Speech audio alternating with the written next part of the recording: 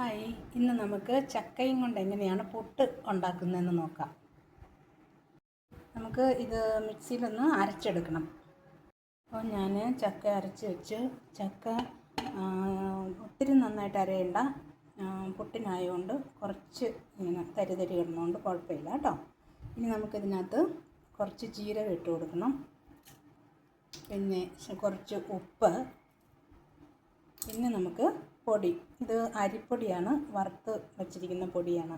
അപ്പോൾ അതും കൂടി ഇട്ട് പുട്ടിന് ഉണ്ടാക്കുന്ന പോലെ നമുക്ക് ഇട്ട് കുഴച്ചെടുക്കണം. അപ്പോൾ നമുക്ക് അത് നേർന്ന രീതിയിൽ കുഴച്ചെടുക്കാം. അപ്പോൾ ഞാൻ ഇങ്ങനെ കുഴച്ചെടുത്തിട്ടുണ്ട്. ഇനി ഇത് നമുക്കിത് വറുത്ത പൊടിയായതുകൊണ്ട് കുറച്ച് സമയം, ഒരു 10 മിനിറ്റെങ്കിലും നമുക്കിങ്ങനെ ഒരുമിച്ച് വെക്കണം. കാരണം ആ പൊടിയൊന്ന് കുതിർന്ന് കിട്ടാൻ വേണ്ടിയിട്ട് കേട്ടോ. ഓക്കെ, കൊണ്ട് നമുക്കതിൻ്റെ പുട്ടിനിടയ്ക്ക് വയ്ക്കാനുള്ള പീര തയ്യാറാക്കുന്നതിന് വേണ്ടി കുറച്ച് ചക്കച്ചുള എടുത്ത് നമുക്ക് ഇതിനകത്ത് ഒന്ന് അരച്ചല്ല ഇങ്ങനെ പൊടിച്ച് അരിഞ്ഞെടുക്കാം. ഓക്കെ, അത് നമ്മളങ്ങനെ പൊടിച്ചെടുത്തിട്ടുണ്ട്. ഇനി അതിനകത്തേക്ക് നമുക്ക് കുറച്ച് തേങ്ങയും കൂടി ഇട്ട് തിരുമ്മിയെടുക്കണം. തേങ്ങയും ഇച്ചിരി ഉപ്പും കൂടി. ഒത്തിരി പുട്ടുണ്ടാക്കുന്നവർ ഒത്തിരി ചക്ക എടുക്കണം കേട്ടോ. ഇതിപ്പോൾ എനിക്ക് കുറച്ച് പുട്ട് മതിയുള്ളതുകൊണ്ടാണ് ഞാനിങ്ങനെ. ഇനി ഇതും കൂടി ഇട്ട് നമുക്ക് ഇച്ചിരി ഉപ്പും കൂടി ഇട്ട് ഒന്ന് തിരുമ്മി വയ്ക്കാം. ഓക്കെ, അപ്പോൾ പുട്ടിൻ്റെ ഇടയ്ക്ക് ഇടാനുള്ള പീര നമ്മളിങ്ങനെയാണ് തയ്യാറാക്കിയിരിക്കുന്നത്. ഇനി നമുക്ക് നമ്മൾ കുഴച്ച് വെച്ചിരിക്കുന്ന പുട്ടിൻ്റെ പൊടി നന്നായിട്ട് കുതിർന്നിട്ടുണ്ട്. ഇതൊന്നുകൂടി മിക്സിയിൽ നമുക്കൊന്ന് കറക്കി നന്നായിട്ട് മിക്സ് ചെയ്തെടുക്കാം. ഇങ്ങനെയൊന്ന് മിക്സിയിലിട്ട് കറക്കി എടുക്കുകയോ ചെയ്യാവുള്ളൂ. ഇനി നമുക്ക് രണ്ട് പ്രാവശ്യമായിട്ട് അതങ്ങനെ മിക്സ് ചെയ്തെടുത്തത്. ഇനി നമുക്ക് നന്നായിട്ട് ഇത് കൈ കൊണ്ട് ഒന്നുകൂടെ മിക്സ് ചെയ്തിട്ട് നമുക്ക് പുട്ടുകുടത്തിലിട്ട് പുട്ടുകുറ്റിയിൽ വാരിയിട്ട് ഉണ്ടാക്കിയെടുക്കാം. അപ്പോൾ നമുക്ക് ആദ്യമേ കുറ്റിക്കകത്ത് നമുക്കൊരു ശകലം തേങ്ങ ഇട്ട്, ഒരു നുള്ളു തേങ്ങ ഇട്ട് കൊടുക്കാം. കാരണം ഈ ചക്കയുടെ ഇതും കൊണ്ട് കുറ്റിയുടെ ദ്വാരം അടഞ്ഞു പോകാതിരിക്കാനാണ്. അത് കഴിഞ്ഞ് നമ്മളിങ്ങനെ തിരുമ്മി വെച്ചിരിക്കുന്ന ചക്കയും തേങ്ങയും കൂടി തിരുമ്മി വെച്ചിരിക്കുന്നത് ഇട്ട് കൊടുക്കാം. ഇനി നമുക്ക് നമ്മുടെ പൊടിയാണ് ഇട്ട് കൊടുക്കേണ്ടത്. ഇങ്ങനെ പൊടി ഒരു 2 പ്രാവശ്യം ഇങ്ങനെ ഇട്ടിട്ട്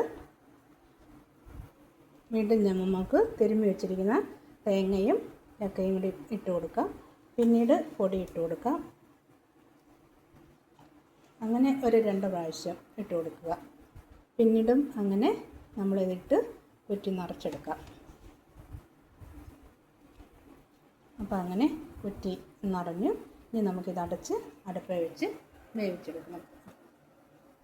നമ്മുടെ പുട്ട് ആവി വന്നിട്ടുണ്ട്. 1 മിനിറ്റ് ഒന്ന് വെന്താൽ മതി, 1-2 മിനിറ്റ് വെന്താൽ മതി കേട്ടോ. അത് കഴിഞ്ഞപ്പോൾ നമുക്ക് എടുക്കാം. ഓക്കെ, അപ്പം നമ്മുടെ പുട്ട് റെഡിയാണ്. നമുക്കതൊന്ന് ഇട്ട് നോക്കാം.